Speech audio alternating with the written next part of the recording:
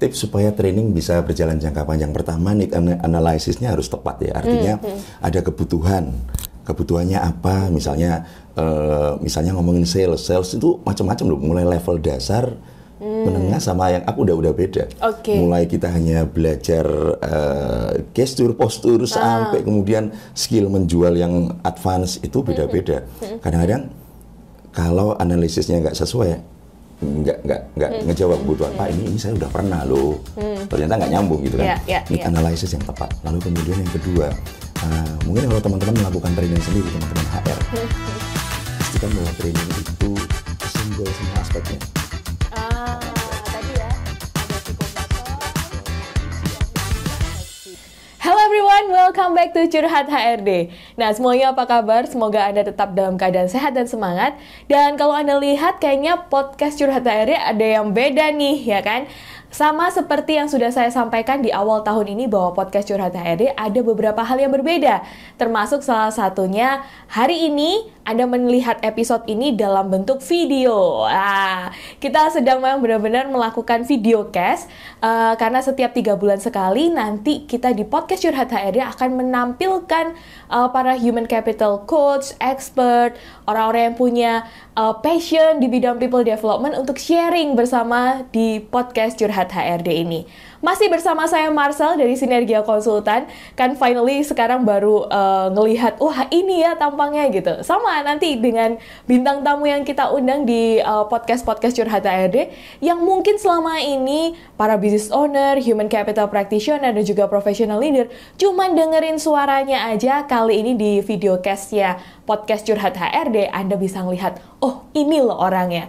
Termasuk hari ini, karena kalau di hari ini saya sudah mengundang seseorang yang spesial dan saya yakin Anda sering mendengarkan suaranya melalui podcast di Curhat HRD. Tapi memang karena beliau ini sangat expert di dunia training, dan juga kalau teman-teman semua ngikutin selama bulan Maret ini, kita topik besarnya di Sinergia Konsultan adalah training gitu. Nah, tentunya kalau kita ngomongin training gitu ya, pasti ini jadi salah satu dilematis di perusahaan. Perlu nggak sih ngadain training? Ini kok timku bermasalah, mendingan di training aja. Udah di training, ternyata cuman bertahan 1 minggu gitu. Ada yang ngalamin? Nah, ya senyum-senyum mungkin ngalamin ya, gitu. Atau mungkin Anda ngerasa bahwa saya sudah rutin sekali melakukan training gitu, tapi yang ngelakuin training di perusahaan cuman itu-itu aja. Nggak bisa semuanya tim juga benar-benar ikut dalam training. Banyak sekali masalah dalam training. Maka dari itu, hari ini saya mengundang teman saya, kakak saya yang luar biasa, karena beliau ini benar-benar sudah terjun dalam dunia training kayaknya lama banget. Dan nggak tahu, pokoknya lama banget. Jadi kita mendingan langsung undang aja. Kak Sanjaya akan hadir di podcast Curhat HRD kali ini. Welcome Kak Sanjaya. Halo, selamat pagi. Apa kabar? Sehat ya? Apa kabar? Sehat? Sehat dong Kak Jai. Asik. Kayaknya dirimu tamang-tamang habis training nih. Iya nih, kelihatan ya. Tamang-tamang habis training itu biasanya agak mulai brewoknya mulai tebel gitu. Ini masuk hutan apa training? Trainingnya di hutan. Iya. Gitu. Halo teman-teman, apa kabar? Baik-baik ya? Okay. Nah, kali ini baru teman-teman podcast Curhat HRD mendengarkan dan melihat langsung. Iya, biasanya ini adalah aja. Betul. Kayaknya suaranya kalau kita dengerin di podcast kayak sangar gitu ya. Kayak wah, menakutkan gitu. Ternyata gitu, tampangnya juga menakutkan juga. Ini supaya kelihatan berwibawa karena saya kalau cukur tuh culun gitu. Gitu ya. Ya. Supaya para trainee juga ya benar-benar dengerin ya. Agak gimana gitu. Oke. Jadi pelajaran pertama adalah tampang penting untuk trainer. Atau state. Kalau ini serius ngomong state ya. State-nya seorang trainer itu bukan masalah tampangnya aja, tapi bagaimana dia membangun fisik, rasa dan sikapnya. Itu sesuatu. Kayaknya kita harus belajar banyak dari Kak Sanjaya, karena saya juga belajar banyak Kak Sanjaya soal state. Trainer state, leader state, bahkan betul. Ada e-booknya juga di Sinergia waktu itu, karena kita ngomongin tentang leadership. Ya. Nah, kalau kita balik ngomongin training Kak, gitu. Kak Sanjaya sendiri di dunia training udah berapa lama sih kayaknya? Berapa lama ya? Mulai yang iseng coba-coba itu mulai mahasiswa, mulai pegang training untuk sekolah-sekolah tuh. Oke. 90-an. Iseng ya? Iseng tapi jadi duit ya? Jadi duit. 97, 98 itu ya, zaman-zaman demo dan lain-lain tuh. Pemberdayaan masyarakat, terus ke sekolah-sekolah itu sering. Itu yang pro bono gitu ya. Terus mulai profesional sekitar, saya ingat lupa 2005 atau 2007 ya, waktu itu mulai dengan perusahaan otomotif nemenin customer service, frontliner, mulai ya senyum salam sapa gitu, 5S gitu. Sampai sekarang? 2000, ya sampai sekarang, berarti berapa? 2005 sampai sekarang? Ya. 17 tahun ya. 17 tahun, segitu. Wow. Udah sweet 17 nih harusnya ya. Iya ya. Udah gede. Udah gede gitu. 17 tahun ditambah kalau misalnya dari tahun 97 98 ya mungkin ada sekarang 22 tahunan lebih ya. Gitu. Wah, jadi kita nggak salah mengundang Kak Sanjaya di sini ya. Karena ini akan benar-benar bahas bukan ngomongin aja training yang berhasil, tapi kita ngomongin training yang gagal. Iya, ada sih. Ada ya. Gitu. Tapi Kak, sebelum ke training yang gagal kan kita biar happy-happy dulu gitu loh, ya kan? Jadi ada nggak sih training yang menurut Kak Sanjaya juga berkesan selama menjadi trainer dan apa itu? Mungkin boleh diceritakan ke teman-teman. Wow, ada banyak ya momen wow ya. Ini karena ciri training yang biasa saya lakukan. Nah, ini nanti ngomong apa nih unsur-unsur training supaya sukses itu ya. Kalau training itu bisa nyentuh hati dan kebanyakan training-training yang dilakukan, saya kebanyakan ada resep itunya. Bagaimana bisa kesenggol sisi kognisi, afeksi, psikomotornya kesenggol gitu kan. Dan rata-rata kesannya positif sih di peserta. Dan ada satu kalau disuruh nanya, disuruh milih gitu ya. Ada satu peristiwa di mana sampai ownernya sendiri datang lalu kemudian mau secara khusus, boleh nggak saya belajar ini secara khusus itu buat saya something banget gitu.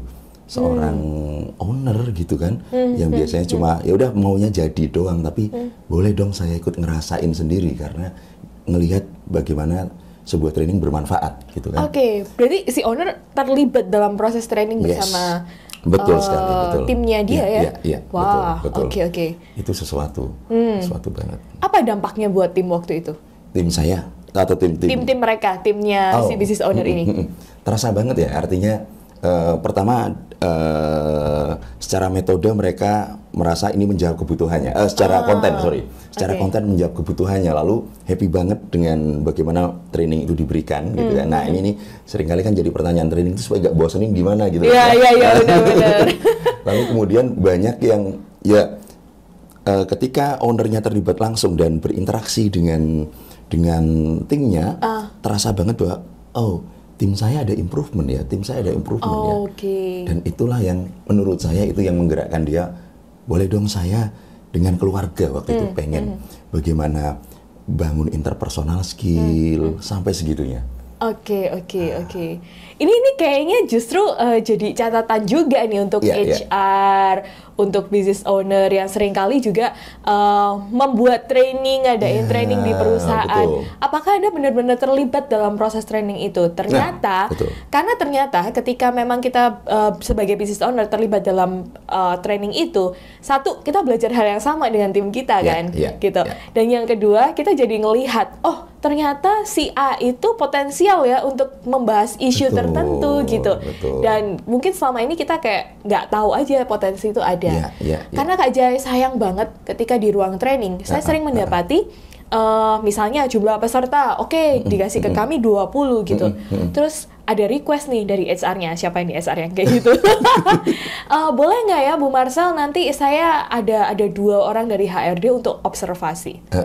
Saya tanya, apa tujuan observasinya? Kan gitu. Betul. Nah, lebih baik kamu terlibat sebagai peserta sekalian gitu kan, dibanding kamu hanya sekedar mengobservasi dari belakang. Betul. Ya kan? Menurut pendapat Kak Jai gimana? Kalau hanya diobservasi seperti itu gitu. Karena begini loh, kadang-kadang HR itu bagian yang incas dengan training, artinya dia tahu apa kebutuhannya, ya kan, ada assessment, bahkan assessment pribadi masing-masing orang harusnya dia tahu kebutuhannya, maka ada permintaan training A gitu ya. Tapi kadang-kadang hanya umum aja kan, Kak Marcel. Artinya, betul. boleh dong kasih training leadership. Why training leadership? Ya karena rasanya kurang Pak leadershipnya. Apa indikatornya? Ya. Nggak jelas. Artinya, lalu kemudian ditanya, oke, kalau gitu goalnya apa? Kalau dia nggak pernah ngerancang sendiri atau tahu goalnya kemana, lalu kemudian dia hanya observer saja, gimana ngerasainnya? Gitu Iya, betul ya. At least dia pernah ngerasain gitu ya. Lalu dia bisa bagikan itu ke teman-teman yang lain bisa jadi ya. Iya, betul sekali. Karena kalau di sisi HR, dia tidak merasakan training itu benar-benar, Iya, hanya sekedar betul, mengobservasi. Dia kan nggak pernah tahu apakah ini berdampak untuk orang lain atau enggak. Ya kan? Karena saya sendiri kalau ngomongin training, kalau misalnya Kak Jai tahu banget, ketika kita mau meluncurkan satu produk training di Sinergia, saya harus ngerasain Iya sendiri. loh, kita ngerasain dulu. Saya kelinci percobanya Kak Sanjaya, selalu menjadi kelinci percobanya Kak Sanjaya. Kenapa? Karena saya harus ngalami sendiri. Saya harus kasih feedback kepada trainernya. Apakah saya cukup bertransformasi ujung dengan dari training bertransformasi. Betul, bertransformasi dari hal-hal yang sudah disampaikan trainer misalnya, aktivitasnya mungkin. Nah, kalau HRD cuma mengobservasi aja, ini pertanyaan besar ya. Atau ini bisa jadi big improvement untuk teman-teman HRD bahwa Anda perlu datang terlibat dalam setiap kali training. Karena begini, ini catatan menarik ya. Sometimes kita melakukan training, melakukan apapun yang tentang sumber daya ya, pelatihan atau coaching dan lain-lain. Itu kan ujung-ujungnya adalah bagaimana kita bangun budaya perusahaan. Kan? Betul. Dan kadang-kadang ketika HR pun tidak pernah ngerasain, dia juga ini connect nggak dengan budaya perusahaan saya, sometimes begitu. Itu jadi hal yang penting. Oke, saya setuju. Connect nggak sih sama budaya perusahaan, dan karena ini yang jadi masalah kebanyakan business owner dan HRD. Ketika datang ke kami meminta training, saya sudah pernah training sama si A, si B, si C. Kayaknya itu orang-orang terkenal, Marcel, di Jakarta dia ternama, bla bla bla bla bla gitu, banyak banget. Tapi dia cuma bertahan 1 minggu. Nah, artinya budaya tadi belum terbentuk, gitu. Karena PR training bukan hanya saat training aja, tapi justru pasca training ini apa nih? Training, follow up dan lain-lain. Nah, ini pertanyaan berikutnya nih Kak Jai. Deg-degan jadinya. Dirimu pernah nggak sih dikomplain gara-gara itu gitu? Jadi kayak mungkin business owner, mungkin HRD-nya ngerasa kayak ternyata trainingmu hanya bertahan di saat training aja, mereka happy di saat itu aja. Ternyata pulang kembali aja sama habitnya semula. Pernah nggak sih dikomplain? Pernah dong. Dan itu tantangan di perusahaan-perusahaan yang ini ya, perusahaan keluarga, perusahaan baru atau yang jarang ngadain training. Melihat harga training aja sudah mahal banget gitu. Gitu kaget dan baru tahu gitu. Ini ngembangin orang gitu. Tapi poinnya adalah begini, ternyata mindset bahwa training ini perlu nggak cuma seperti beli barang lalu kemudian jadi, lalu hasilnya kelihatan dalam 1 minggu atau 1 bulan, nggak bisa begitu. Dan ternyata saya jawab kadang-kadang sudah bisa dipastikan Pak, kalau hanya training sekali begitu aja bisa jadi hanya 1 bulan, setelah itu ya terserah dengan kepercayaan dan kepribadian masing-masing, keyakinan masing-masing. Iya. Itu yang paling cukup sering dikomplain sih, Pak, kenapa sih kok cuma bertahan segini? Bagus sih Pak, awalnya semangat banget bla bla bla begitu. Tapi habis gitu udah habis. Gitu. Terus ada lagi kegagalan berikutnya, sometimes nggak nyambung antara permintaannya, kebutuhannya itu nggak nyambung, Mbak. Akhirnya gini, kok nggak connect ya Pak dengan apa yang kita butuhkan. Lah dulu asesmennya dulu minta ini, ternyata tim HR-nya sendiri nggak gali ke dalam. Gitu. Jadi pesertanya merasa bahwa apa sih training ini cuman gitu-gitu aja, gitu kan? Karena sebenarnya dia nggak butuh itu, gitu. Betul. Ya, itu saya juga banyak nemui sih. Jadi lebih ke arah apa ya? Ini perasaan pesertanya kok nggak greget gitu trainingnya karena requestnya salah. Karena requestnya kurang tepat. Training need analysis ya. Betul. Training need analysis, kalau Anda punya kesempatan dan Anda member di HCA, saya sarankan Anda benar-benar mempelajari tentang training need analysis di HCA membership gitu. Kalau yang belum punya bisa langsung ke www.sinergiakonsultan.com/membership ya. Join. Nah, lanjut nih Kak.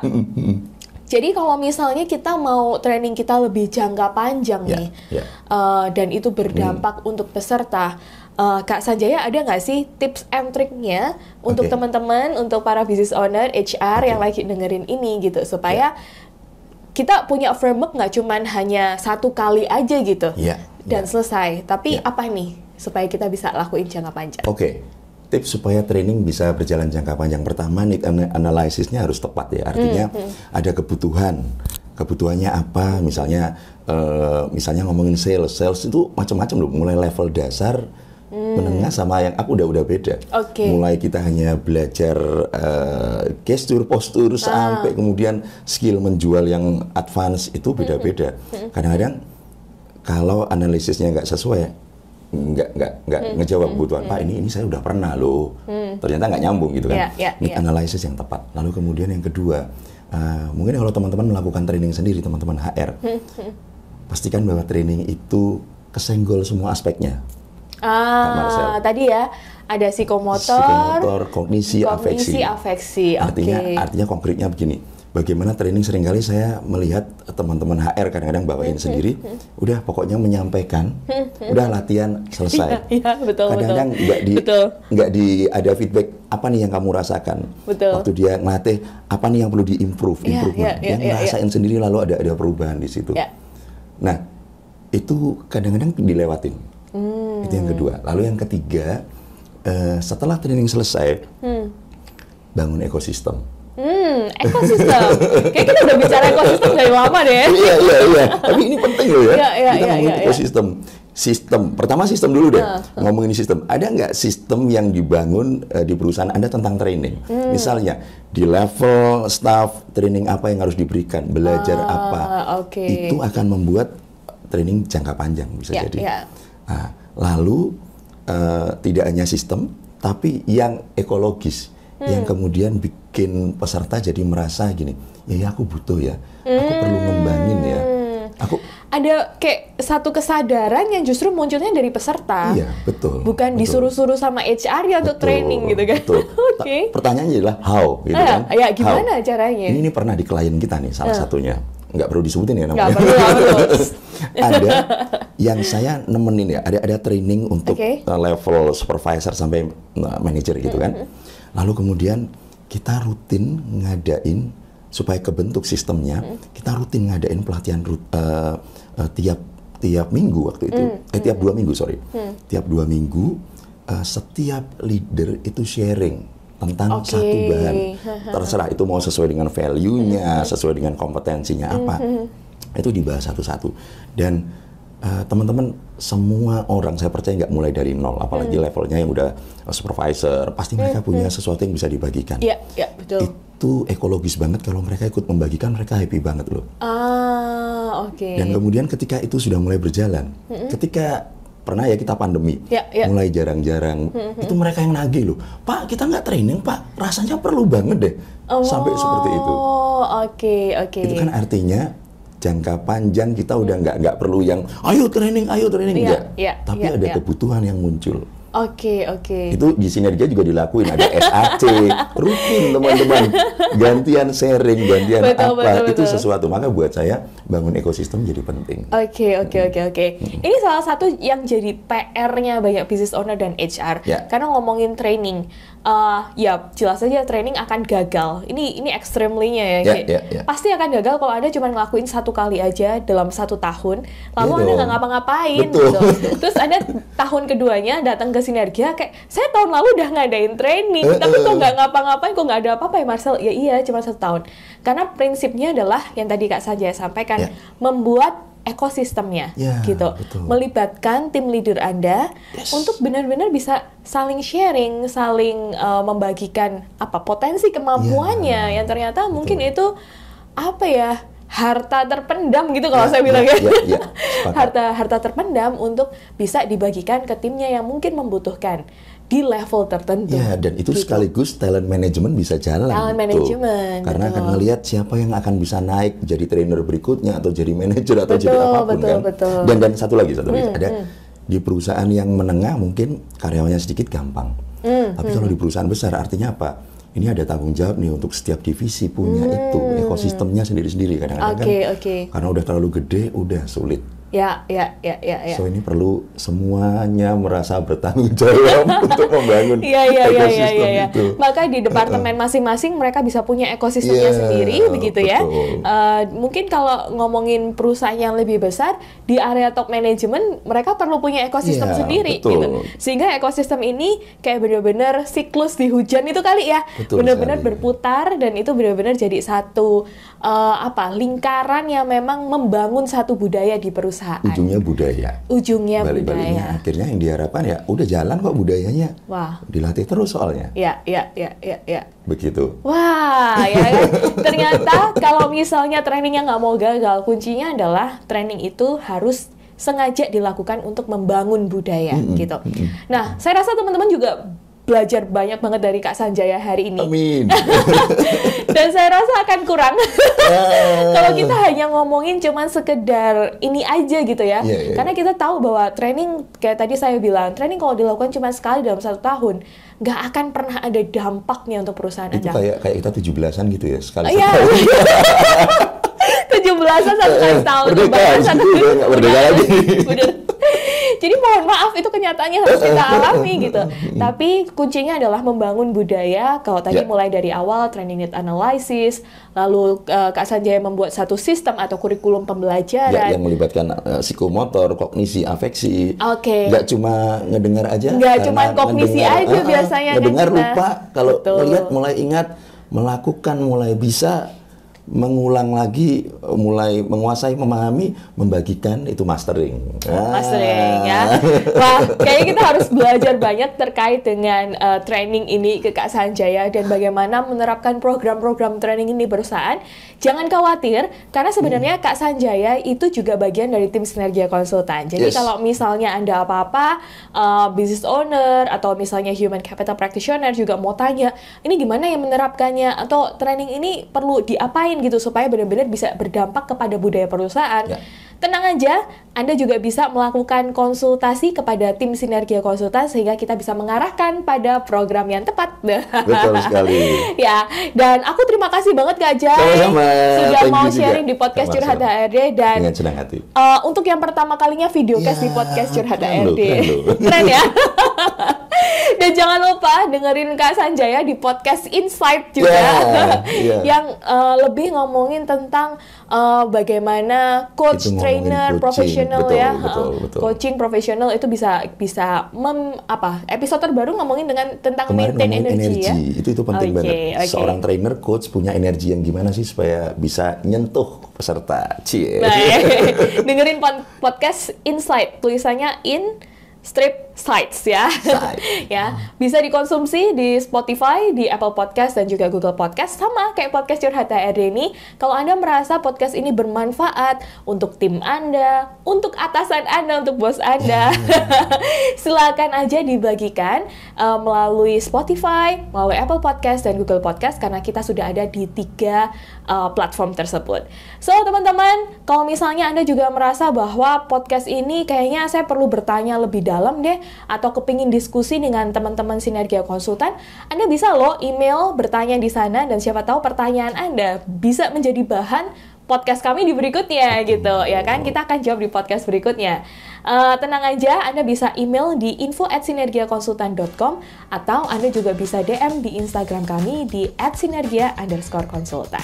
So semuanya, terima kasih sekali lagi, terima kasih Kak Sanjaya, dan tetap semangat, tetap produktif, and keep fighting on your good fight. Bye. Thank you Kak Sanjaya. Sama-sama.